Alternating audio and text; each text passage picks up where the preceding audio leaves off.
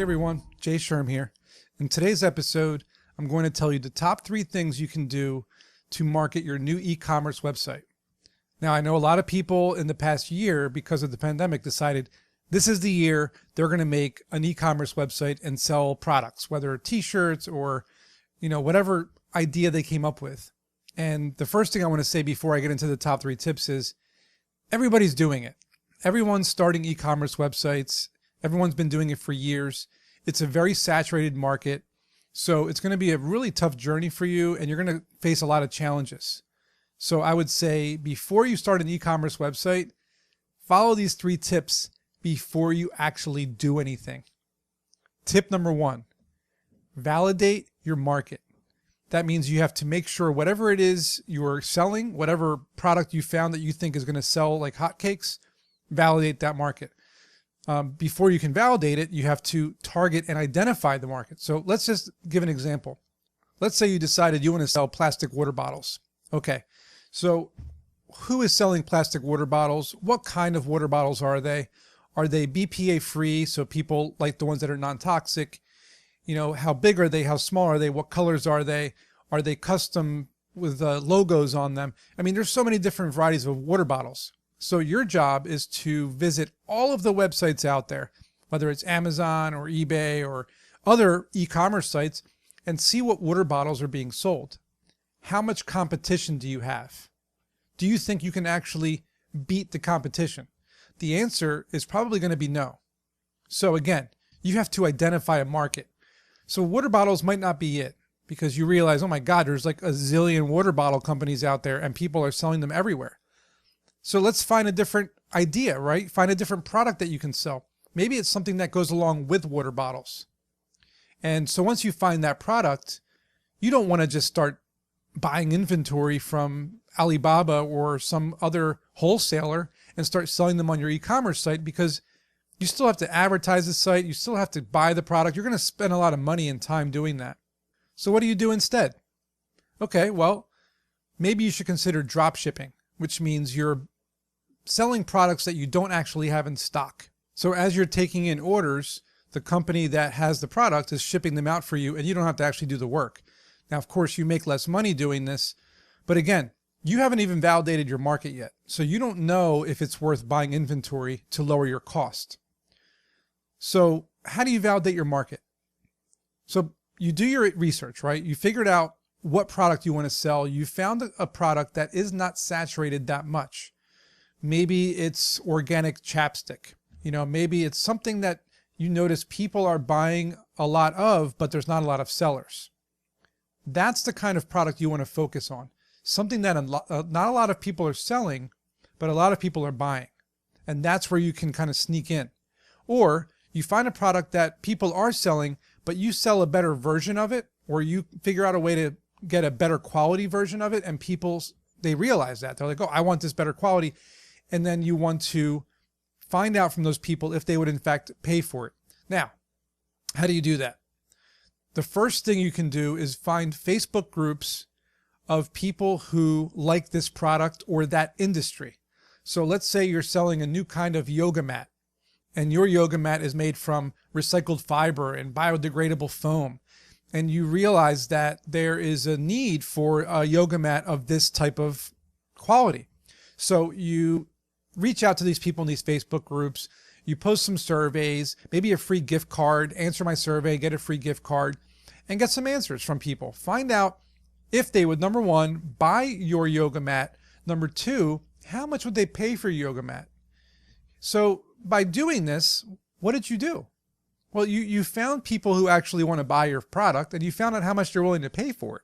So that's 2 things you need to know. You haven't even bought any yoga mats. You haven't even made a website yet.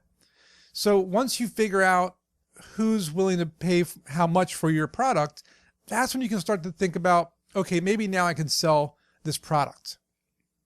Well, here's the thing. You don't need a whole e-commerce website just to sell one product.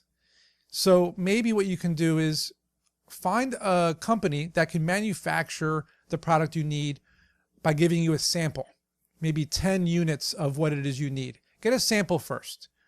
Or find a company in another country or even in the US that is selling a product similar to what you need, and they're willing to white label it, which means they're willing to put your branding and your logo on it. Okay, so now you, again, get a handful of units, 10, maybe even 100. Try to sell those units on Etsy, eBay, Amazon, Craigslist, Facebook Marketplace, you name it. There's a lot of places. You can even post some Instagram stories and try to sell it through Instagram.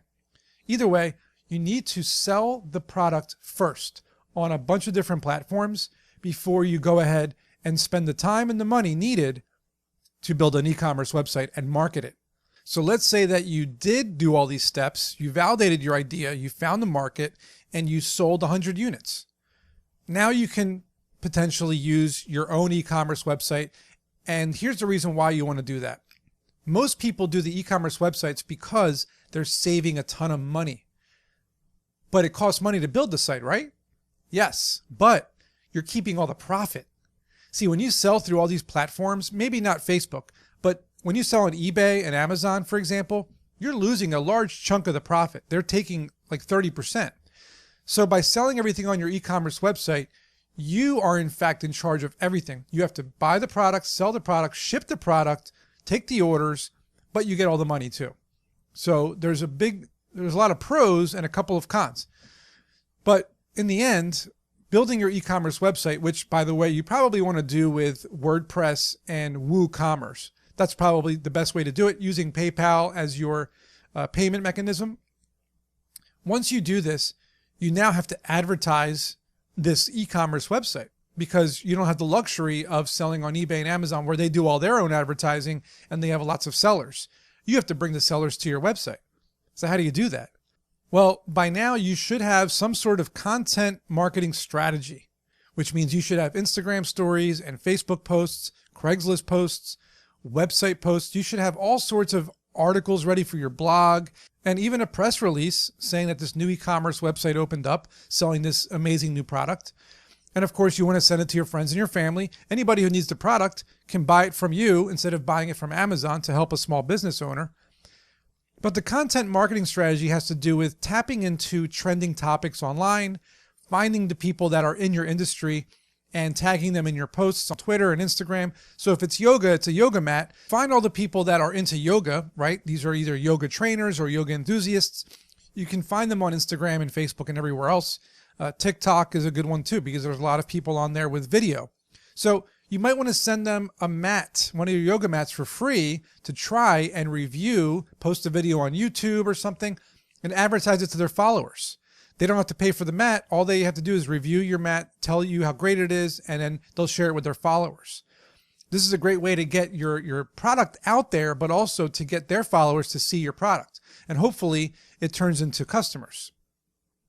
Another way of doing it is to saturate the internet with product reviews of your product. So this means any kind of blogs, forums, people on Reddit, Facebook, Twitter, people talking about your product. You need to submit your product into other websites that allow products to be placed, or you can create a post on Medium, for example, that talks about yoga poses and yoga health and why yoga is good for your body. And then at the very bottom, you can put, and if you'd like a biodegradable, sustainability type yoga mat, you can buy one here.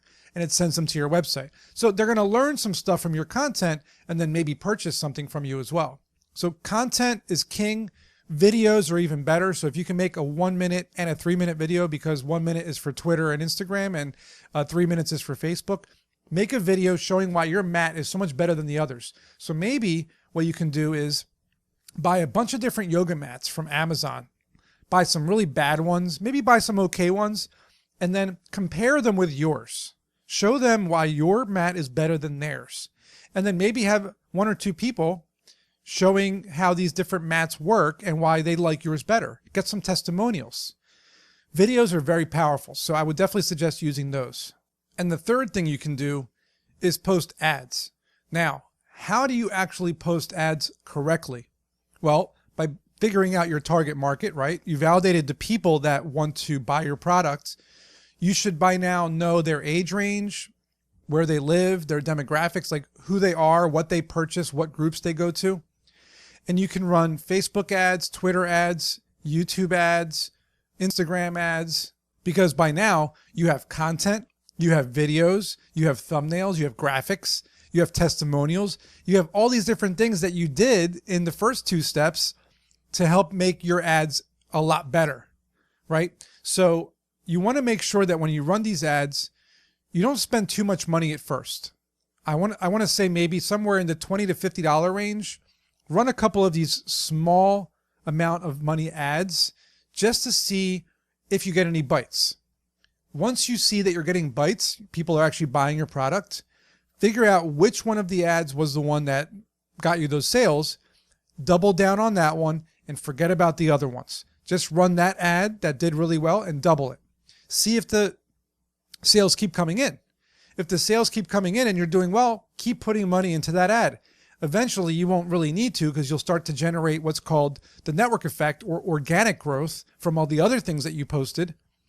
But that's how you kind of get started, is by finding which ad works the best. What message did you post? What video did you post? What graphic did you post? What made people click on it? What was their demographic?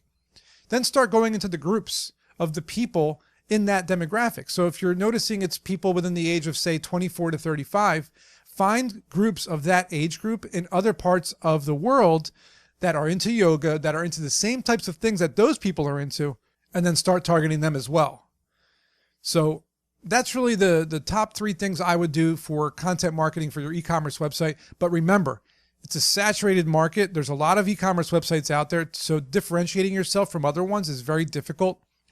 But once you start to sell a certain product, you can add other products to your arsenal as well, but don't add too much at once, because then it's going to seem like one of those wish websites where there's millions of products for sale and people are, they're not sure exactly what it is you sell because you sell so many things. Try to find a niche market first. So if it's a yoga mat, then maybe do resistance bands, maybe do a yoga ball, kind of start finding items that are around the same type of product that you're already selling.